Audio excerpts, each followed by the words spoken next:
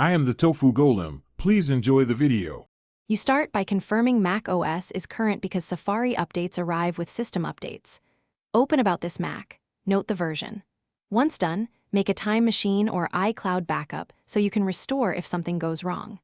Also, free at least 5-10% disk space and quit all apps to prevent conflicts.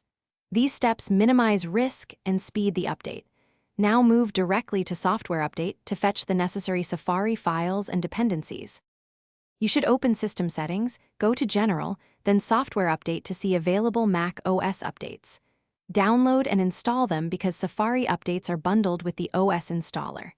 Make sure your Mac is plugged into power. Updates can take time. If a restart is required, allow it or schedule it for low disruption hours. While the update runs, do not force shutdown. This ensures system files and Safari components install cleanly, preventing partial updates and compatibility issues. Once the update finishes, open Safari and choose About Safari to confirm the version. Test key websites and extensions. If something behaves oddly, disable extensions and update them via Safari settings because outdated add-ons often cause breakage. If Safari won't launch, restart in safe mode to isolate the issue and try reinstalling the Mac OS Combo update to restore missing components.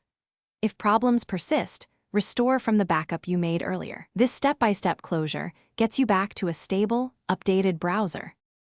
Thanks for watching. Consider subscribing if we helped you today.